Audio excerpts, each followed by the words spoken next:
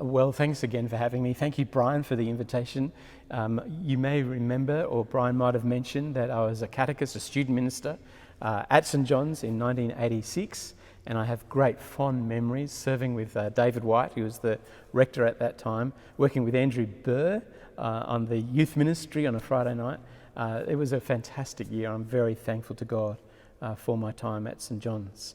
And it's great to be able to be back with you today. I'm sorry I couldn't be there in person for the night service, but I hope that this talk via video might be a blessing to you tonight as we look at Jesus, our Good Shepherd. If you were to ask me, who are you? And I responded, well, I am, you'd think that's a little strange. But on the list of Jesus, it's enough to get him killed. John 8:58. I tell you the truth, Jesus answered. Before Abraham was born, I am. And at this they picked up stones to stone him. What was so wrong with saying, I am? Just once in history, someone had introduced themselves this way. When Moses was being commissioned for the task of leading Israel out of Egypt and had asked God in the burning bush that didn't burn, who shall I say sent me? God said to Moses, I am. I am who I am. Always was, always will be. I just am. For Jesus now to say, I am, well, for the Jews that was utter blasphemy. But for us, these words are life-giving, life-changing, as Jesus ensures that we know that he is God. God turned up. God visiting us, God with us, God for us, God revealing himself to us. And the words he attaches to I am tell us a little more about who Jesus is and what he came to do. I am the bread of life. I am the light of the world, the gate of the sheep. I am the good shepherd. I am the resurrection and the life. I am the way, the truth, and the life. I am the true vine. Jesus is God nurturing us, lighting our world, showing us the way, revealing us the truth, connecting with us, abiding with us, and then laying down his life for us. God shepherding us, leading, caring, protecting, feeding, and opening the gates of everlasting life. But it is Jesus as Good Shepherd from John 10, which I want to explore with you a little more today, ever so briefly. As I drove from Bathurst during the week, so many sheep in the stunning countryside, even though very wet. But to understand what's being said here, you need to forget the sheep that you see on your next trip out to central western New South Wales. Susan and I, with our kids quite a few years back now, had a couple of days farm stay in New Zealand on the north end of the South Island, and we were with a farmer there who had 3,000 sheep, and I remember riding up on his steep hills on the side of his quad bike. So dangerous. I think I came closer to losing my life there than I ever have before. But he was gathering his sheep with the help of his amazingly trained sheepdogs. He was gathering their sheep so that they could undergo pregnancy testing by ultrasound. Now, that farmer didn't know the names of those sheep. They didn't have names. They had numbers. And if you weren't pregnant as you got tested, it was off to the slaughterhouse for you. But in the ancient world, first century and back for years, there was one shepherd to every 30 or 40 sheep. And the shepherd cared for each of their sheep individually, and yes, they had names. And in the morning, after they'd been cared for with the sheep belonging to other shepherds overnight, in a big sheep pen, looked after by hired hands, the shepherd would come to collect his sheep and call them by name. They would hear his voice and they would follow him out to pasture for the day. And only his sheep, who knew his particular voice, would respond. And as long as the sheep then followed the shepherd throughout the day, went where he went, did what he said, followed his voice, responded to his commands, then the sheep had it good, very good. Pasture, water, resting place. protection from thieves and wild animals, defense from enemies, care if injured or wounded, a search party when lost. It was good. When they followed the shepherd, there was nothing they needed. Israel's leaders were meant to do that for God's people, the same role, but for people. They didn't. They didn't care for the sheep. They saw the sheep as there to serve their purposes. They ripped them off. They let them go. They didn't go after them when they were lost. And so we read in Ezekiel that they will be shepherds no more, but that God himself will care for his people. God himself will water and feed and protect and clothe and guide his people. And then Jesus comes in complete fulfillment of that prophecy from Ezekiel and announces, I am the good shepherd. John 10 verse 14, I know my sheep and my sheep know me. I want to ask you a very simple question. Do you know the shepherd? Does he know you? And you might say, well, I've been part of St. John's Asquith for years and I help on this team and that roster. That's not what I've asked. I want to ask whether you know the shepherd and he knows you. I know my sheep and my sheep know me.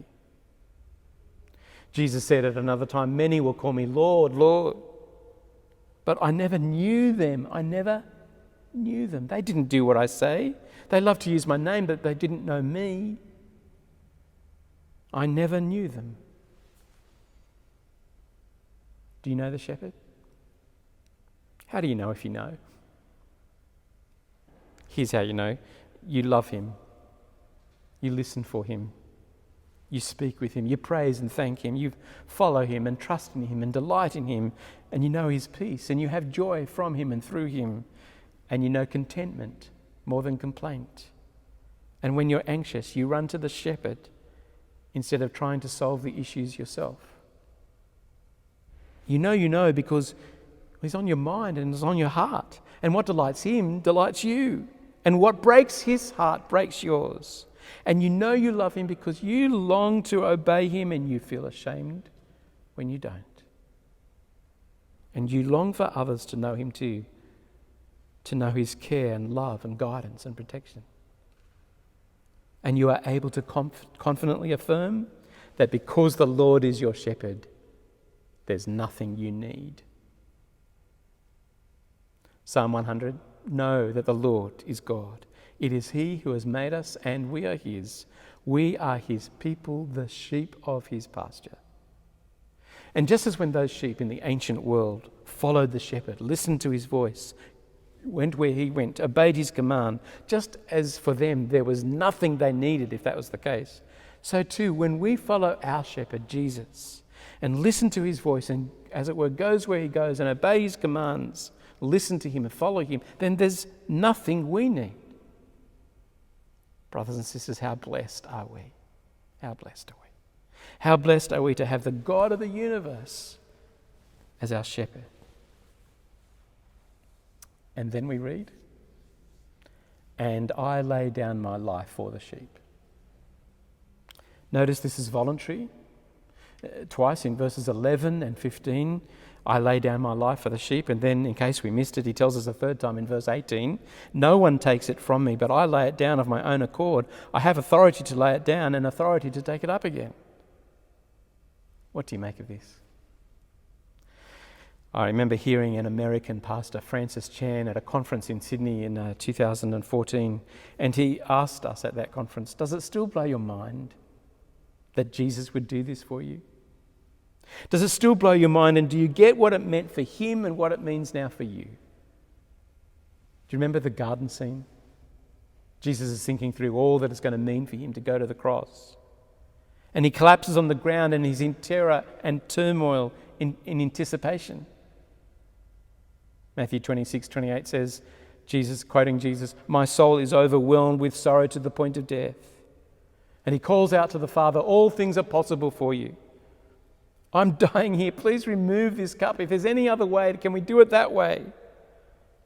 Yet not my will, but yours be done. And so he laid down his life in obedience to his Father's will. Do you realize that you are loved that much? Francis Chan went on to ask, when was the last time you simply sat with that truth and thanked God for what he's done for you in Jesus? For the Good Shepherd who lays down his life for you. You're forgiven. You're free. You're reconciled to God. You need not fear death anymore because he is the Good Shepherd. I remember Francis Chan saying sometimes we just need to learn how to be sheep all over again.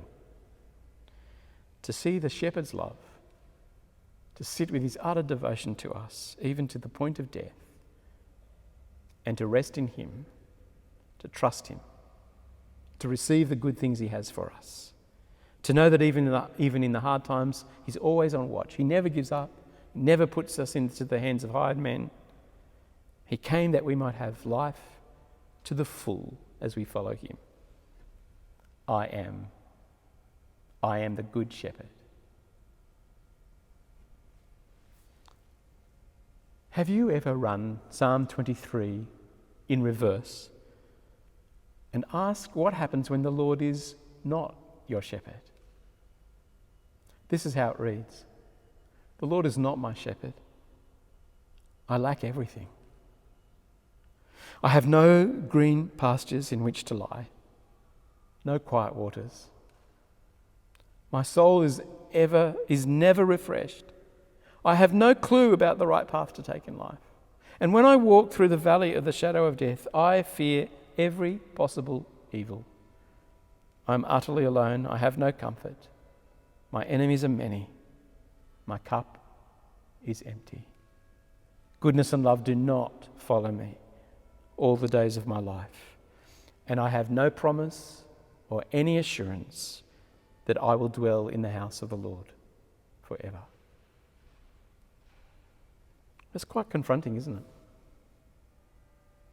And yet it's how the majority of people live.